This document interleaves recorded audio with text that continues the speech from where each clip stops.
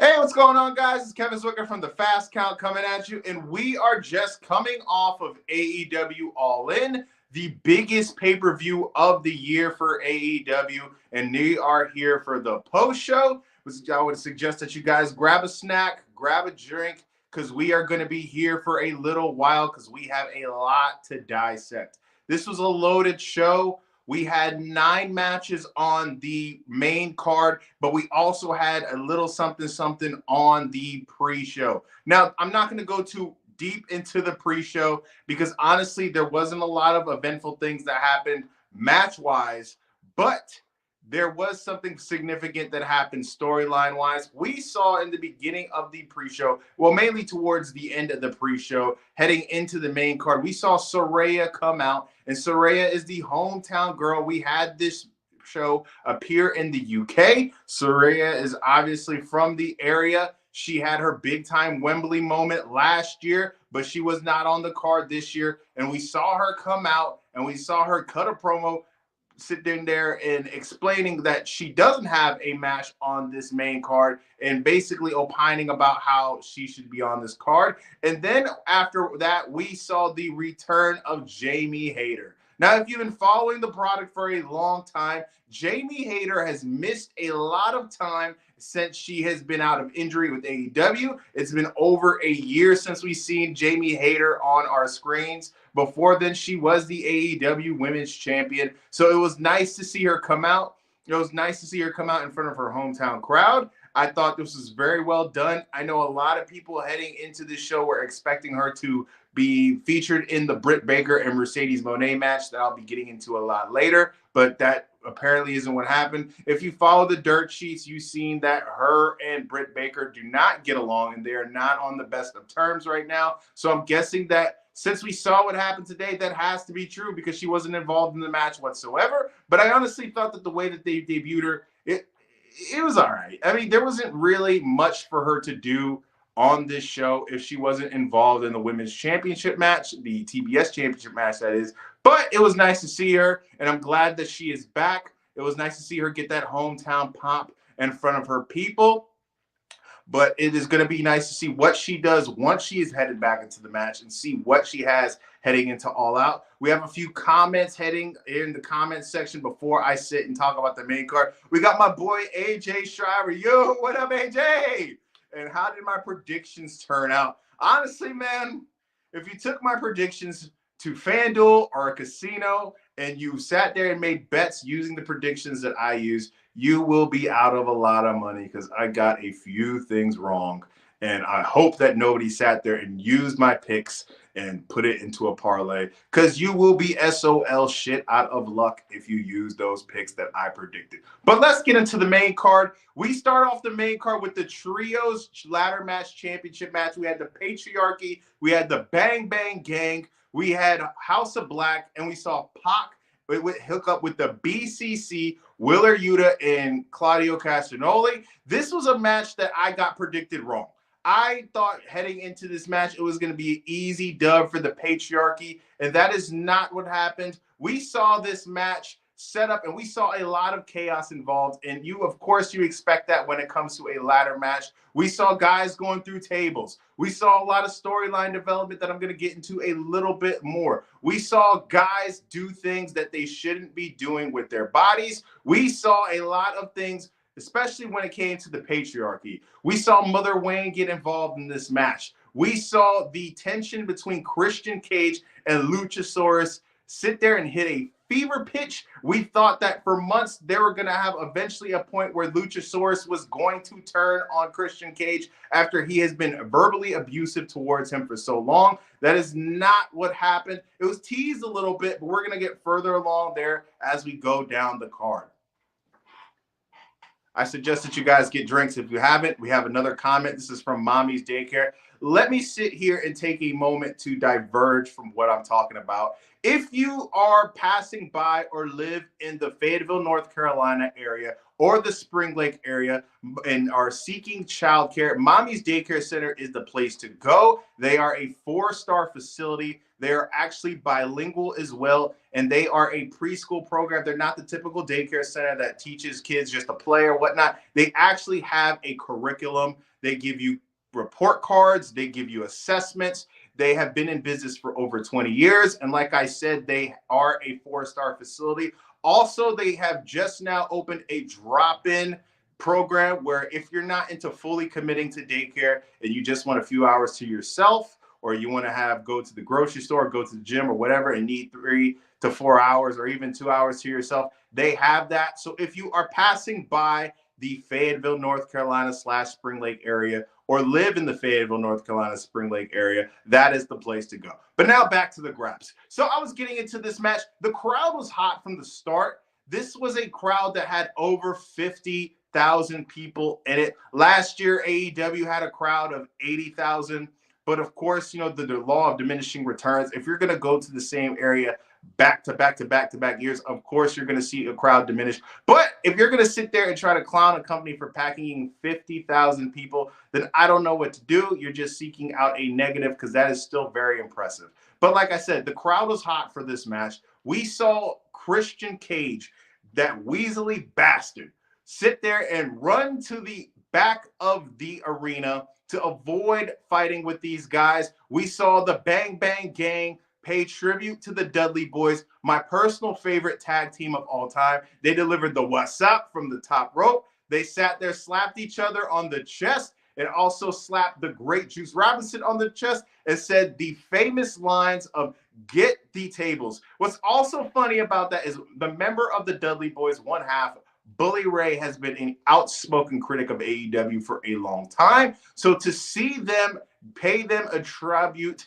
was also a kind of a small troll that I found very funny and I thought was something very nice. We saw Pac, who is also a hometown boy, get his moment in the sun. We saw him deliver his famous moves that he always does. And at the end of the match, we saw this Frankenstein type of team of the BCC and Pac win the Trios Championship. And honestly, my main takeaway from this match was the fact that we already knew this was what was going to happen, but it just kind of 100% confirmed in my mind that the Lucha Bros are gone from AEW and they are heading to the WWE. And I'm sure they're going to have a fantastic run while they are there. But it's just sad to see that, you know, with your very own eyes, that it's 100% happening, that the Lucha Bros are going to gone.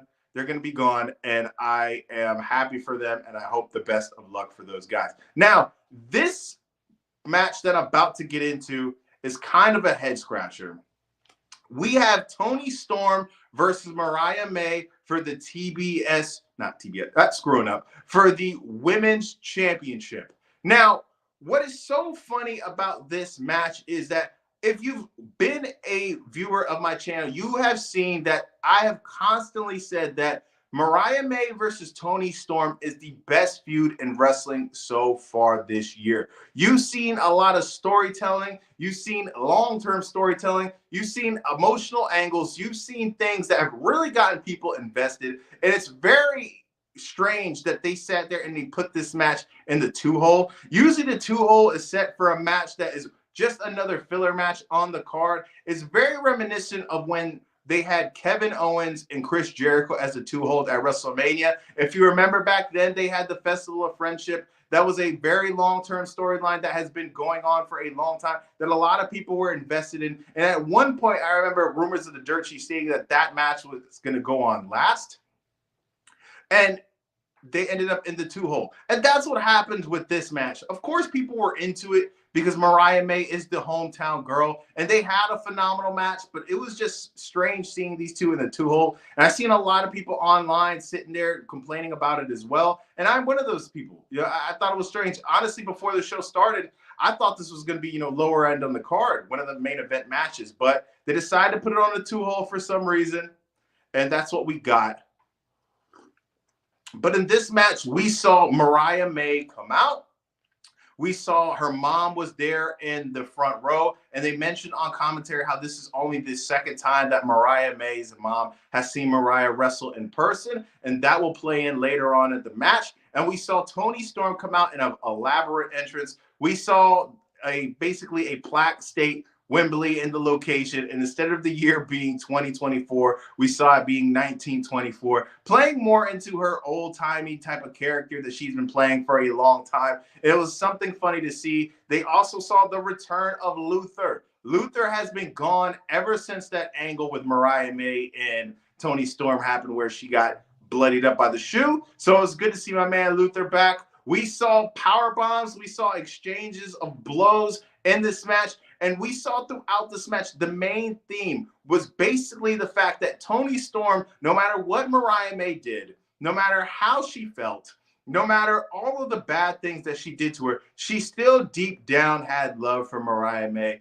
and was very hesitant to complete and do these hard big time moves on her because deep down she didn't want to do it. And that ended up backfiring her at the end. We saw Mariah May slap her own mother in her hometown of the UK. That was a heat magnet. I don't know why she did that. I thought that was very wonderful at the same time because it made you hate Mariah May even more than you did if you didn't like her going into this match. After that, we saw Toni Storm comfort her. We saw her comfort Mariah May's mom. And then we saw Toni Storm in the ring be busted open by Mariah May.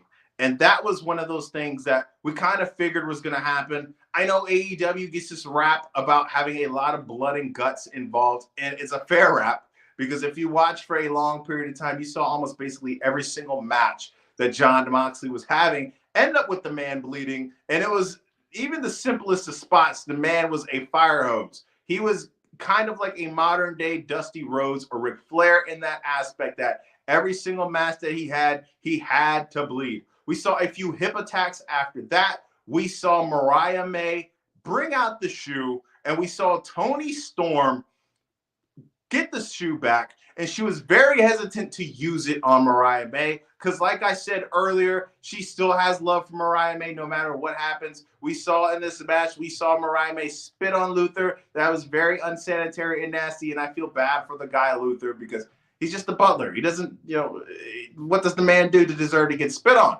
But with that moment of hesitation that Toni Storm had, we saw Mariah May sit there and take advantage of that, and she became our new AEW's Women's Champion, and we saw a big-time celebration. The funny thing about this match is that even though Mariah May was the hometown girl, we saw the crowd firmly behind Toni Storm, and even after the match, we saw the crowd firmly behind Toni Storm. So I'm expecting that this storyline is going to continue. They do have All Out in a few weeks, very soon, so I could honestly see them setting up more of a rematch, maybe with a more hardcore stipulation, something along that line, but I don't think that this is over because Toni Storm is one of the more fascinating characters that AEW has at the moment, and I think that they're going to want to keep her in the mix when it comes to the title. We have a comment from Gleesus. With Danielson winning the main event but likely needing neck surgery, do you think Swerve will get a rematch, or is this more of a one and done? I'm going to get more into that main event match once we get there because I do have a lot of thoughts on that. Stay tuned for that. But yes, we did hear an interview a couple of weeks ago that Danielson did with JR stating that he did need neck surgery, not knee surgery. But again, if you remember last year, Danielson did an interview where he says that he enjoys lying and he learned lying from Cody Rhodes and how fun he enjoys lying. So who knows? But the man does have a history of neck injuries, and we are going to continue to go deeper in that when I get to the main event. The third match I'm going to get into is Jericho versus Hook. If you saw online, as soon as it was announced that this was going to be the match that came, you saw screenshots and different type of pictures of people at Wembley Stadium leaving to go take a piss break. You saw pictures of the line of the bathroom, and you saw people wrapped around the corner having to take a piss because they did not want to see Jericho versus Hook. I personally had zero interest in seeing this match as well. I honestly think at this stage in the game, Jericho needs more of a Brock Lesnar schedule. It's funny that I bring these two names, together when they both have been accused of doing some pretty awful stuff. But that wasn't my point. That wasn't what I was trying to do. But it's just funny. Jericho has some use in AEW. I know people give him a lot of shit, saying that the guy needs to retire and how awful he looks and stuff like that. You got to realize this is a 50-year-old man. You know, majority of 50-year-old people don't look the way Jericho does. Even if you sit there and critique the man's body, he looks very good for a guy who's in his 50s. And also, don't critique bodies. That's not a nice thing to do. People have feelings. But let's get into this match. We start off this match with Jericho performing with Fozzy, walking down to the ring, and you see people kind of sitting on their hands because this gimmick just isn't really getting over with people. And I feel like it really is one of those things that nobody really gives a damn about. And then we also see Hook come out. And this thing that Hook came out with, I thought was super cool. He came in with the heartbeat intro that Taz, his father, comes out to. And I thought that was a nice touch because no matter what you want to say about Taz, at least the intro about his theme song was pretty cool. And we saw him come out, and we also saw him come out with an eye patch. Because if you remember a few weeks ago, we saw Hook get fireballed in the face by Chris Jericho, leaving him blind. But we saw this match coming into this, and in the beginning of this match, it was stated that it was FTR rules. It was basically a mugging for about 10 minutes of the match. We saw the other members of the Learning Tree, Brian Keith and Big Bill, jump Hook, and it was basically a 3-on-1. We saw nobody come out and help Hook for the most part. That just makes me think that Hook has no friends, and he probably needs to work on that. But we saw other elements of this match that was very funny. If you are a person who is from the UK or you are in tune with UK culture, you saw Chris Jericho get a bag, and usually those bags under the ring are reserved for like thumbtacks or glass or something of that nature. But he also brought out a bag of croquet balls. I personally didn't know what they were.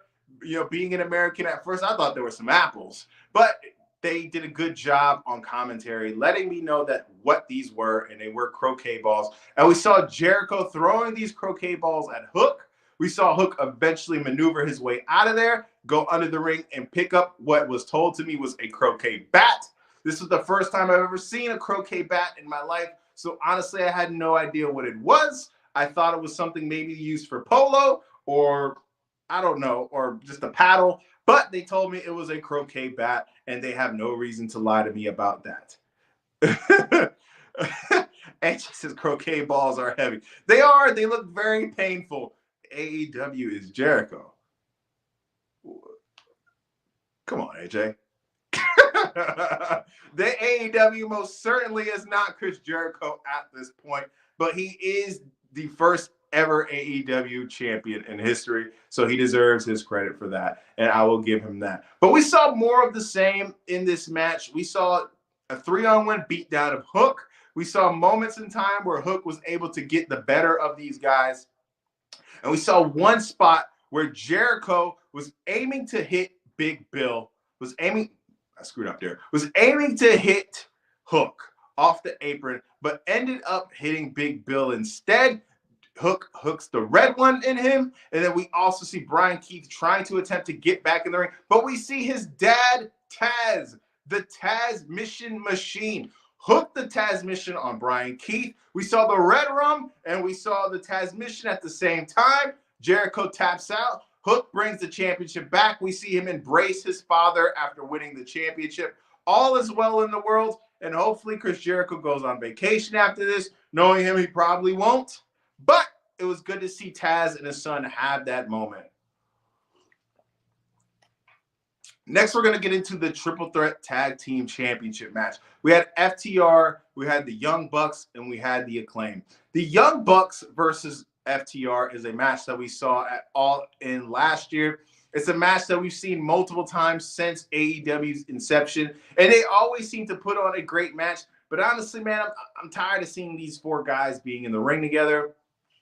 It's not because they're going to put up a bad match. It's just because I've seen it so many times, man. I love pizza. I'm sure you guys love pizza too, but I can't eat it every single day. So I was happy that they at least changed it up a little bit and added the Acclaim into the mix. We saw the Bucks come out, and they were dressed like the Sgt. Pepper version of the Beatles. We saw FTR come out, and Bret Hart-inspired attire. And we saw the Acclaim come out and they did their traditional raps where Max Caster sat there and basically said FTR are some Bret Hart marks, which is obviously true. They have said multiple times that they are. And we saw that Matt Caster sat there and said that they have images of Bret Hart stored in their spank bank, which I thought was a very funny line. I know we're not supposed to be talking like that in 2024, but I personally laughed. Sorry, sue me. But in this match, we saw a lot of back and forth going on. We saw these guys doing what they do best. No matter what you want to say about FTR and the Young Bucks, it is undeniable, in my opinion, that these two teams are the top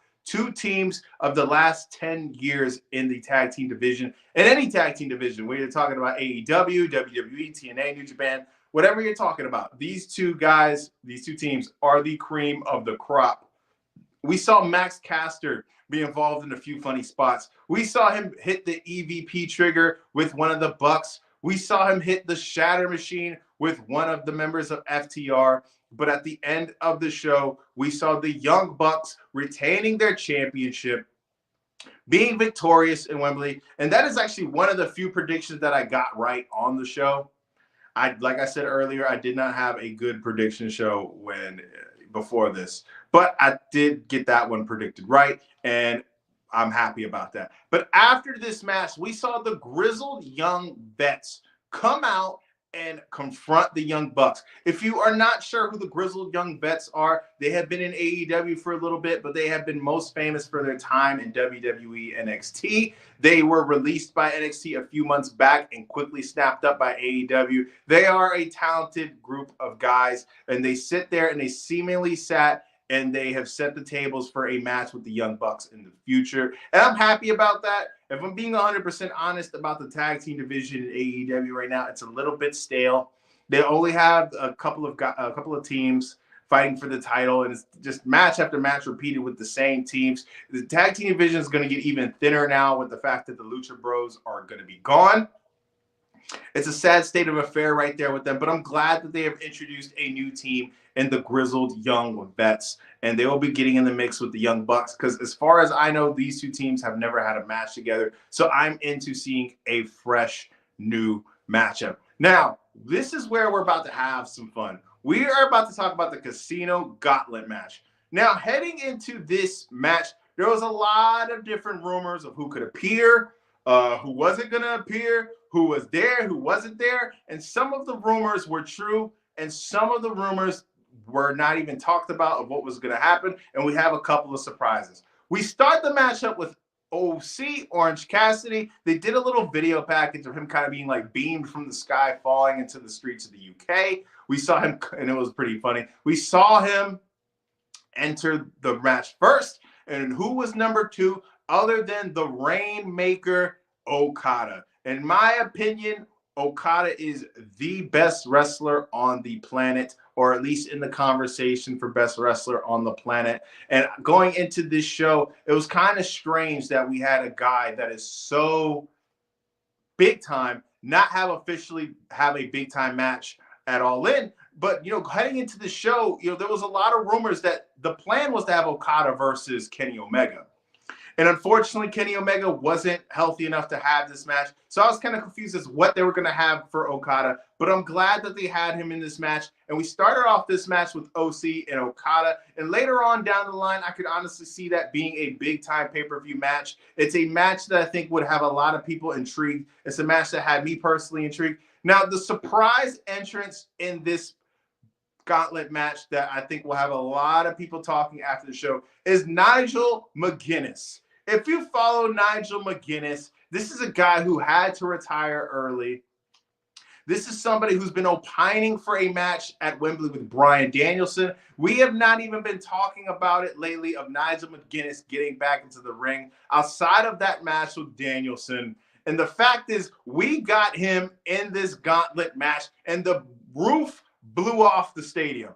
People were shocked. People were happy. Of course, Nigel McGuinness is a UK native, so the guy was treated like a hero. This was something that I personally popped for big. I was first introduced to Nigel McGuinness when he was Desmond Wolfe in TNA. And when I sat there and saw him in TNA, I looked back at his other stuff in Ring of Honor, and I've been a fan of him since. It was cool to see him in the ring. And Nigel McGuinness lasted a long time in this match, man. We saw him have spots with guys that you never thought he would have spots with. You saw him having spots with Okada. You saw him having spots with Orange Cassidy. We saw him having spots with guys that I'm going to mention more down the line. Before I get more into it, I'm going to have a comment right here. This is Reckless QC, clocked in. What's going on, my brother? Hope you enjoying the show, man. That's my boy right there. We saw at number 4, Kyle O'Reilly come in. Now, Kyle has been kind of one of these guys who has been finding his little niche, mainly on Collision, since he's came back from injury. He's a guy who was gone for almost 2 years. And so the fact that he was involved in a big-time match at All In was nice to see. I know that the guy has been working extremely hard to get back healthy. So it's nice to see that they were giving him this moment. He also interacted with Nigel McGuinness, which was cool to see. We saw at number 5, we saw Zack Sabre Jr. Zack Sabre Jr. is a guy who doesn't get as much credit for being how great he is because he isn't on WWE or AEW. But if you watch his stuff, and even his short appearances in AEW that he's had, which is matches with Orange Cassidy, his matches with Danielson, the guy is one of them ones. He's one of those guys who can sit there and go. He is going to be one of those guys that when he officially hits the open market, because everybody always does, he says he's happy with being in Japan right now, but eventually any big-time wrestler, they always go to WWE or AEW, right? When he hits that open market, he's going to make a butt ton of money. This man's going to be rich, and he deservedly so deserves that money because he is one of the best wrestlers on the planet. And it was nice to see him in this match because he, like I said earlier, he wasn't really talked about coming into this match, and it was nice to see him. We see at number 6, Roddy Strong. Roddy Strong is a former international champion. He's a guy who mixed it up with Nigel McGuinness in this match as well. He's a guy who has been on a bit of a roll. If you really want to just sit there and talk straight graps, Roddy's top 30 in the world. You know, you want to talk about the man's mic skills, you want to talk about the man's size or whatever. If we're just talking about graps, just in the ring, that man is top 30 in the world. And it was good to see him have a spot in this match. We had Mark Briscoe come in. We saw one half of one of the other greatest tag teams of this past decade go into this match. It's good to see him in there as well. At number 8, we saw Hangman. Now, we knew Hangman was going to be in this match. Hangman also factors later into the show that I'm going to get into later on. But Hangman was setting into this match. We saw him have this mindset where he was going to do anything that he could to get back at Swerve. Now, the funny thing about Adam Page that I find so interesting is if you really just pay attention to his actions and his moves and stuff, the guy really isn't a heel. Yeah. If somebody broke into your family's house and screwed with your kids, I mean, would you just be okay with that? I'm sure you'd want to beat that guy's ass, right? So Hangman really isn't doing anything that's so crazy, but the way he's, deranged, I mean, it kind of makes him go off the deep end, and so he deserves to get booed sometimes. But we saw Hangman in here, and we saw him mix it up with Nigel as well, which was something nice to see. The fact that this match allowed us to see different people mix it up with Nigel, because like I said earlier, we never really knew if or when we would ever see Nigel back in the ring. So to see him have these interactions with these guys was really cool to see. Now, after Hangman at number 9, we saw Jeff Jarrett, which somebody needs to educate me. All right. Maybe there's things that I don't know that he's done in the UK. Maybe he is this international star there, but this man is over like Rover in the UK. He was extremely over in the last episode of Collision that they did in Cardiff. He was cheered. He was getting cheers out the wazoo when he came out here. So somebody needs to educate me as to why Jeff Jarrett is so beloved in the UK. Before I get more into this match, I'm going to look at the comments. We have Salty Grampy say he was happy to see Nigel. I was as well. Adam, giving a shout out to Roddy Strong. Rick O'Shea, I'm going to get into him in a minute. And we saw my boy AJ commenting again with Double J, Jeff Jarrett. Double J, the Fargo strut. Hit him in the head with the guitar, Jeff Jarrett. At number 10, we see the debut of Richard O'Shea, Ricochet.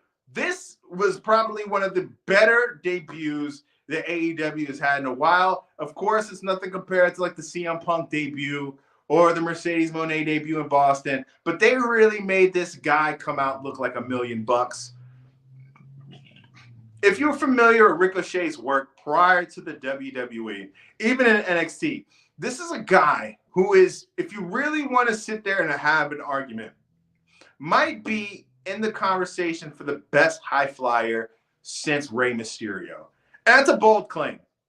But if you just watch his matches, especially his matches with Will Ospreay in the past, and if you check in his work that he did at Lucha Underground under the name Prince Puma, this is a guy who can really go. And we saw this man clean house. We saw him immediately enter the ring, hit a crazy flip. No human being should be able to move the way that he does. But Ricochet made a huge impact in this match. AJ was Miss Ricochet there, that woman, Lord. It was not a package deal, AJ. We just got Mr. Ricochet. No Miss Ricochet, I'm sorry. Hopefully in a couple of years her contract runs out and she comes and joins the good guys. But after Ricochet debuted, we saw Christian Cage come to the ring. Christian Cage, like I said, he lost his Trios Championship earlier. There was teases intention of Christian and Luchasaurus in that match, and we saw Christian Cage hobble to this ring. We saw immediately after Christian Cage hobbling to the ring, we saw Luchasaurus make his appearance. And when Luchasaurus made his appearance, it looked like we were going to finally see him put his hands on Christian Cage and end the verbal abuse that he's been receiving for this man. But that's not what happened. It's like Stockholm Syndrome between these two. Luchasaurus cleans house and puts Christian over to win the championship. And Christian Cage has a guaranteed shot at the World Championship. And honestly, if you really want me to be honest with you, this wasn't who I predicted to win this match, but it's good storytelling. Christian, ever since leaving the WWE and heading to AEW, I can honestly say this is probably his best singles run in the history of his career. He has done so many things that I never thought that the guy was capable of. He was one of those guys who I always knew was a solid hand in the ring, but character-wise, I never really cared too much for Christian. Outside of his run with Randy Orton, where they feuded for the world title, and dips and dabs of his TNA run, this is the best run of Christian's career, in my opinion. So it was cool to see Christian win this championship, and it sets up, basically because of what happened in the main event that I'm going to get into later on, it sets up a really interesting match and some fiery promos that we can all expect to be hitting after I get into this main event. Gonna go back to the comment section. Did not think Captain Charisma had a shot at this match. I didn't either. I didn't think he was gonna be in the match after he already had a match, but I guess that was genius by Tony, right? You want to be, surprised every once in a while in these matches, and I totally was surprised. And it was a pleasant surprise because I think once we saw it and you actually thought about it, made perfect sense. Now we get into one of the bigger matches of the show, and that is MJF versus Will Ospreay for the American Championship. This was a match that I know a lot of people were looking forward to. I was looking forward to as well. I was mainly looking forward to this match because they went an hour a few weeks ago. We saw them put on a classic on Dynamite. So after going an hour, in my mind, I was like, man, how are these guys going to top it? Because they basically emptied the clip in that match. Every single signature moment that you could think of MJF's arsenal, we had in that match. Same thing with Will Ospreay, but I'm pleasant to say that I'm not going to say match that match, but they put on a really damn good match. We saw Will Ospreay come out in a very Assassin's Creed inspired entrance. Now, I'm not a gamer myself, so for me, I'm going to be honest, it didn't really do it for me. I thought it was cool, but I think if I was more into the game, that I would have been more into that entrance. But it was cool to see. We saw MJF come into a very over-the-top American-type entrance with American flags everywhere, Uncle Sam-style top hat. We saw him in the USA gear, very Lex Luger inspired, and we saw this match head to a collision. The crowd obviously was super hot for this match. Will Ospreay was the hometown boy. This is Wembley. This is a match that everybody was looking forward to. The match started how most MJF matches start. Pretty slow, but starting, once you hit, the 5, 10, 15-minute mark, they start to speed up. We saw Will Ospreay do freakish things that only Will Ospreay can do. I know Will Ospreay is not, most people, I'm not going to say most people, he's not some people's cup of tea, but the things that this man is able to do at the speed and at the rate that he's able to do is one of those things that you got to sit there and give it up to the guy, man. He's a guy who does unbelievable things in the ring. He's a guy who isn't afraid to have multiple matches back-to-back days. He's a guy who's shown that he is a workhorse. He is a guy who, ever since he stepped foot in AEW, has really made a big-time impact and is somebody who down the line will be the AEW champion. May not be today, may not be tomorrow, may not even be next week, but it's something that is going to happen.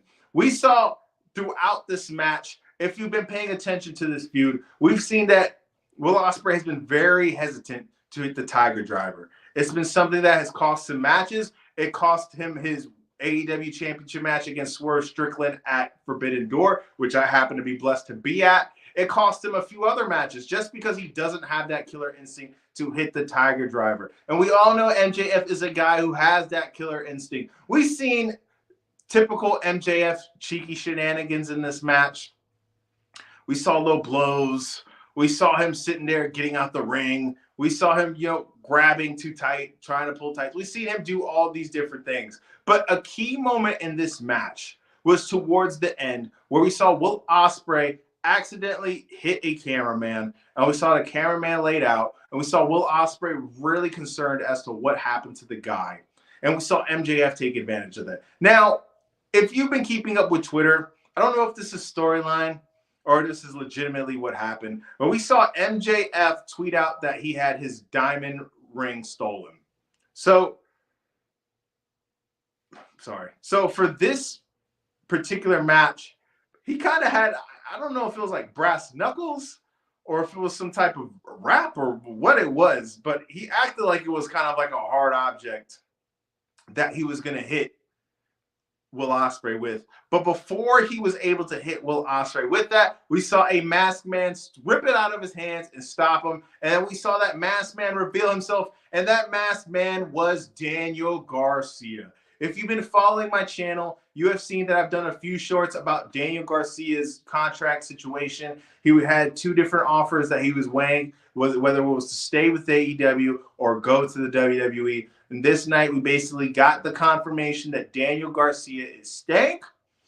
I am assuming that this is going to lead to a match between Daniel Garcia and MJF at All Out in Chicago. And it's one of those situations where I'm happy that Daniel Garcia is back. I honestly never really saw him as a WWE guy. I think that he fits very well with AEW. I think WWE, they have a whole bunch of guys that are similar to Daniel Garcia, and he stands out a lot more in AEW. Let me get back to these comments. Will had to win this one, had to give the people what they wanted. I agree with you, Salty Grampy. Will Ospreay did hit the Tiger Driver eventually after MJF teased that he was going to hit it on him, but Will Ospreay reversed it after that happened, hit him with the Tiger Driver, won the match, won the championship in the UK. Everybody was happy. The hometown guy won the championship.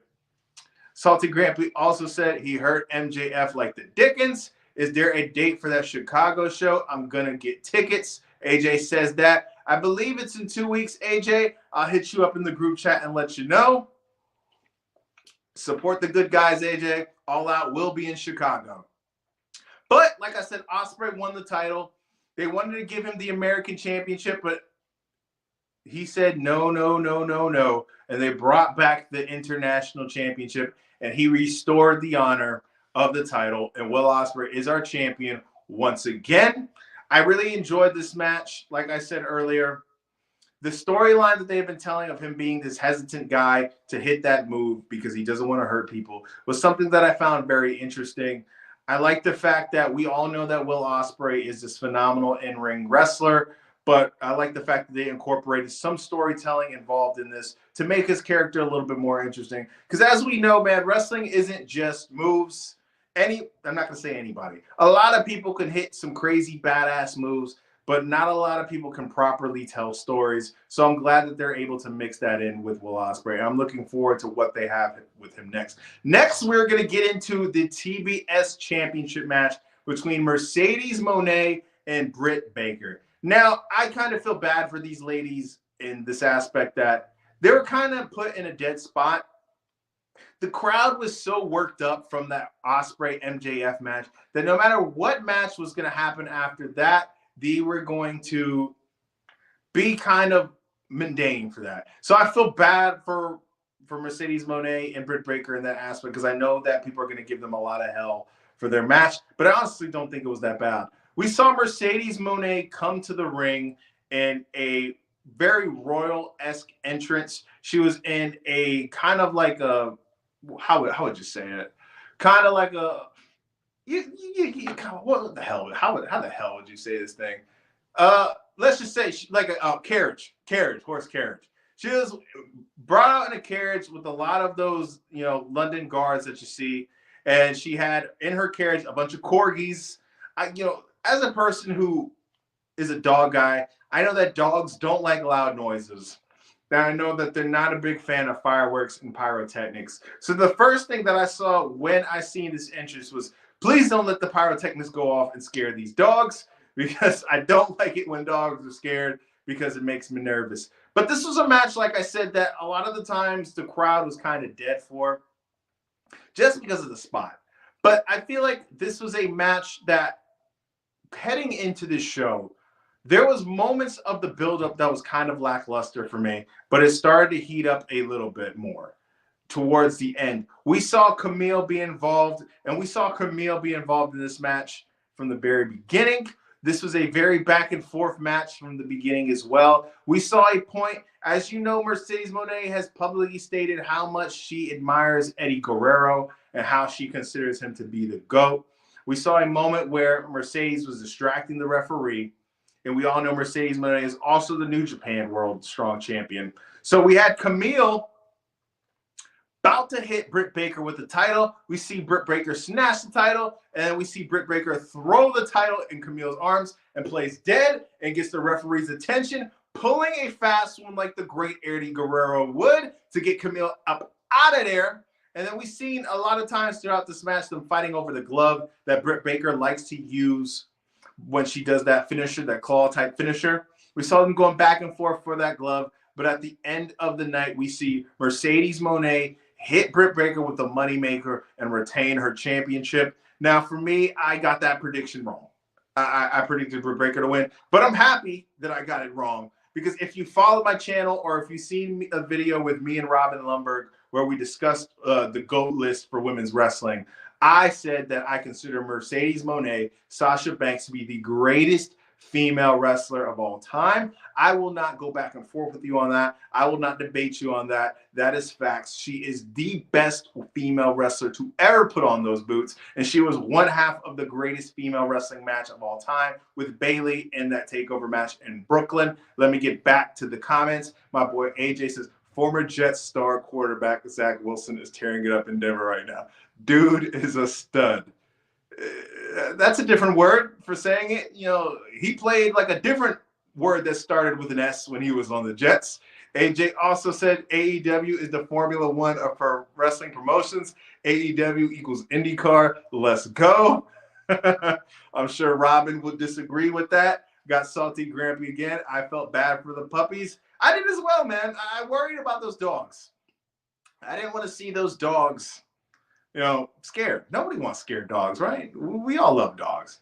The next match I'm going to get into is Darby Allin versus Jack Perry for the TNT Championship in a casket match. We all knew that this match was going to see a lot of crazy shit when we have Darby Allin involved in it. We saw thumbtacks. We saw glass. We saw guys jumping into the crowd. We saw a lot of different things. But one of the highlights of this match is heading into this match. When Darby Allin was coming to the ramp, we saw him have thumbtacks glued all over his face. He kind of looked like Hellraiser if Hellraiser had hair. And it was something that was one of those crazy visuals to see. But we see these guys, and you knew they were going to tear it up. We've seen them have matches in the past together, and they always seem to produce. We saw Broken Glass be introduced into this match. And if you really want me to be 100% honest with you, man, I'm not really a big fan of Glass in wrestling. I'm not some softy who doesn't like violence in wrestling. You know, it's inherently violent. I get it. But there's a bit much. When you mix glass and light tubes and things like that's a bit much for me. But we saw them be introduced. We saw them being slammed in glass. One of the moments of the match that I thought was really interesting that we don't see very much is we saw Darby Allin's hands taped together. Like this, right? Like he was kind of like arrested, like a criminal, right? So the guy was wrestling his match with no hands. Imagine you can't suplex, you can't do it with no hands. The man had no hands to wrestle his match. And Jack Perry basically took advantage of the guy because he couldn't do anything. And there was one point in the match where they were on the ramp. And Darby Allin had a belt on. Jack Perry took that belt on, whipped him like he owed him money, and took that belt and wrapped it around Darby's feet. So Darby had no hands and no feet and couldn't move. And he threw him off of the edge of the stage, threugh a table, got him back on the ramp, put him in a body bag. And basically, because Darby couldn't defend himself, he was in the casket. He tried to scoop back up like he was a zombie. Jack Perry kneed him in the head, closed the casket. Perry retains the belt. It was a very violent match. You know, you expect that when you see these two going at it. But it was interesting. But that wasn't the end of the story. We see the Bucks come out, and they have a can of lighter fluid. So you had Darby Allin defenseless in this casket. The Bucks, those dastardly bastards, sit there, open up this casket, pour the lighter fluid on him. Jack Perry is teasing, having a lighter in his hand, about to set Darby on fire. And then we see the lights go out. And then all of a sudden you hear Seek and Destroy by Metallica, and you see the GOAT, the greatest to ever do it, Sting. You see it in the background, the best wrestler to ever step foot in a ring. My guy, Sting, greater sign, Undertaker. Stepped in there, helped his boy Darby Allin out. He cleaned house, brought the baseball bat out, sit there, and he hit the Young Bucks with a double stinger drop. It was great, man. It was great. It was great to see Sting back. I know the rumor mill was stating that he was possibly going to be in the area, that it was possible that he was going to be there. It was great to see the guy. You know, I was there in his retirement match in Greensboro. It was great. So it was cool to see the guy, you know, at least make one last appearance. I'm sure he's going to make appearances sporadically through AEW. And it was cool to see him be at this event where there was 50,000 people. Because I honestly think prior to All In last year, I think that was the biggest crowd he's ever been involved in. I don't know. I think it was because they didn't ever have that crowd as big as that in WCW. I know that he had that WrestleMania match, but even I don't think that was 80,000 plus people. So it was good to see a guy with his stature be in front of a crowd that big. Go back to the comments. We have Salty Grampy. This was a surprise finish. I knew we had to see Sting. If I could, I wish I could make a hand motion with scorpions, but it's too complicated and my hand doesn't do those things. We have Glesia say, Undertaker greater than Sting. Let me tell you something about that, man. Let me tell you something about that. Sting, if he wanted to, he could still wrestle today. He could still have a match tomorrow if he wanted to. And I'm not going to say it's going to be a 5-star match, but it would be high quality. If Undertaker had a match tomorrow, it would be Garbaggio. His last 5 years of matches that he had are garbage. His last great match, to me at least, was his WrestleMania match against CM Punk, which was WrestleMania 29. We just had WrestleMania 40, so that's a decade plus. And he retired, 4 years ago? So the man held on way too long, all right? I give him respect, no disrespect when I say that. The Undertaker is a great I respect the man for going as hard as he did for as long as he did. No, did he? But he was great. All right. But I'm just saying, Sting's better, man. Go back to the comment section. AJ Shriver says, "Where is the Underdraker?" AJ, the Iceman's coming. Me and you, we know what I'm talking about. The Iceman's coming. But let's get into the match that I was the most intrigued about heading into this show. And it's the match that had very high stakes. This match reminded me a lot of The Undertaker versus Shawn Michaels at WrestleMania 26. Not quality-wise or storyline-wise, but for the fact that the stakes were as high as that. We had the championship that Swerve Strickland had versus the career of Bryan Danielson. And we all know heading into this show, Bryan Danielson has been teasing retirement for a while. He brought up the fact that he needs neck surgery, that he will be receiving neck surgery very soon. So it was one of those situations where things could go either way. Swerve has had such a great championship run in my opinion since he's had the belt that it was kind of one of those like of course I want Danielson to continue, but I didn't want to see Swerve lose the belt too. So it's like I'm taking an L either way because I enjoy both of those guys. But let's get into the match. We see the match open up with a tribute video package of Danielson and his family. We've seen an appearance by his wife, Nikki Bella. We've seen his kids. We saw him talking about how retirement isn't as daunting of a decision as he thought it was before because of how much he loves his family. And it's one of those moments that, really gets you in the heart's strings. And then we saw Swerve come out, and we saw Swerve be introduced by DJ Who Kid, who also did the entrance for Drake's epic diss track Push-Ups. And we also see Swerve get walked to the ring by one half of one of the greatest hip-hop duos of all time, UGK. We saw him walk out with Bun B, obviously, and we see them walk to the ring, and we see Swerve looking like $1 million. And we also see Danielson come out to Final Countdown, which Tony Khan has said multiple times is a very expensive song to play.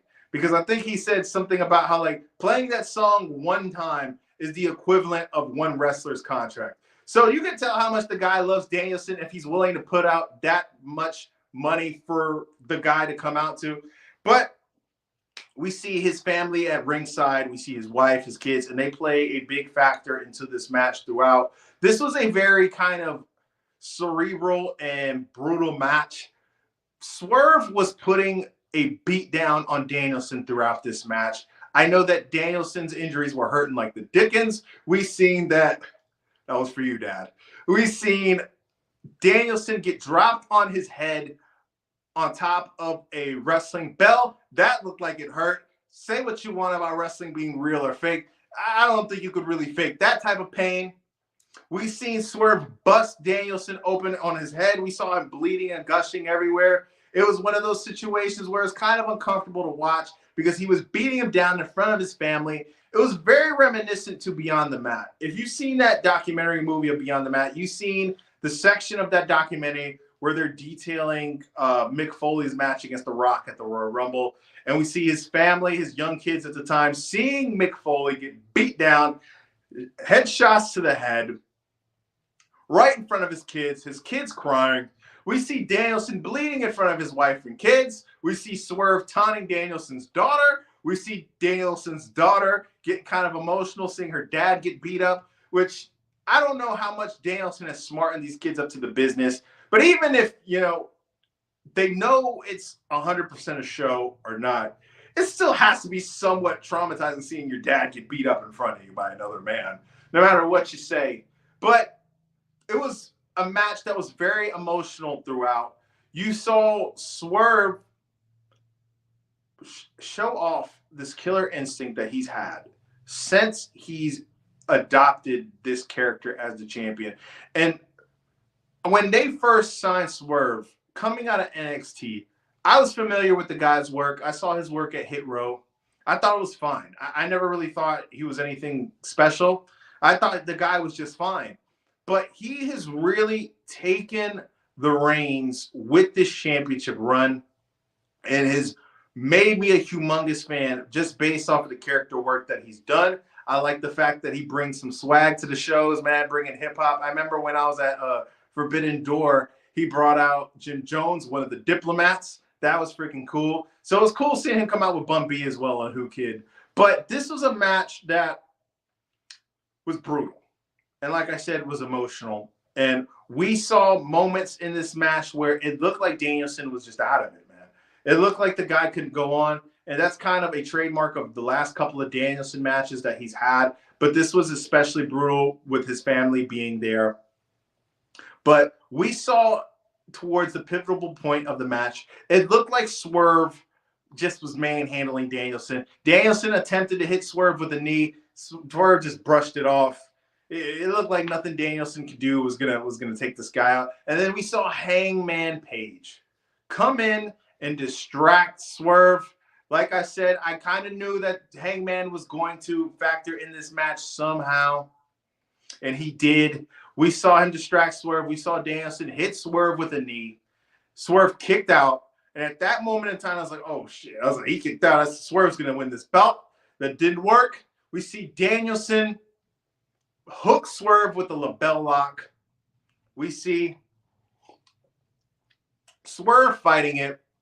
We see Danielson take his fingers and bend it back, which looks extremely painful. I don't know how these guys can let that happen. But at the end of the night, we saw Danielson bring home the AEW championship. We saw his career stay intact. We saw Swerve's championship reign end. It was a bittersweet moment, but we saw Danielson celebrate in the middle of that ring with his family. It was a beautiful thing to see. We saw everybody be happy. It was an emotional moment. Danielson will continue to go on. Like I was talking about earlier, Danielson said that he has neck surgery coming up eventually at some point this year. So I don't know how long this championship is this championship reign is gonna last. But it was a good image to see Danielson with that title. Very reminiscent of his win at WrestleMania 30, where he won the WWE Championship in the main event. It was an emotional moment. Danielson is one of the all-time greats, like it or not. I know a few weeks ago I did a short about him saying that he didn't want to be in the WWE Hall of Fame. It didn't interest him. And people were telling me that, well, he didn't deserve it. Which is insane if you think about it, when that Hall of Fame has guys like Coco Beware and the Great Khali in it. But I digress. It was a beautiful moment. If I had to give a star rating, my Dave Meltzer star rating for this show, I'm going to go with a solid 4. I'm pretty tough when it comes to these things. 5 stars for me are reserved for all-time classic shows. This wasn't one of those. I really feel like the crown jewel of AEW pay-per-views is All Out 2021. But this was a great show. I'm looking forward to All Out in Chicago in a few weeks. I'm going to get into a few of these comments before I head out. Paul messed up. Swerve is for real. Salty Grampy said that. I do agree. Triple H fumbled on that one. AJ said it would be cool if Angel Reese made an appearance at AEW in Chicago. I would enjoy that. It would be, if that happens, man, it'd be a great way to incorporate me and Robin's show, since he does a lot of WNBA stuff. Gleezus says that legacy-wise, Undertaker is greater than Sting. I can go with that. Sting didn't have the WWE machine behind his back for the majority of the time. So, yeah, I can give him that. That's not the only reason, but Sting didn't have that big-time machine like The Undertaker had behind his back. Gleezus said, if she's there, I'll get my ticket ASAP. We are all Reese's Pieces on this channel as well. We are big fans of Angel Reese, Kelsey Plum, Asia Wilson. We're big fans of the WNBA on this show. We love the Lady Hoopers. We got Salty Grampy saying it looked like WrestleMania 30. Very reminiscent, man. Very reminiscent. It was a great show. But like I said, man, I give this show 4 stars. I'm going to head out. If you haven't, remember to like and subscribe. I am Kevin Zwicker. I'm out.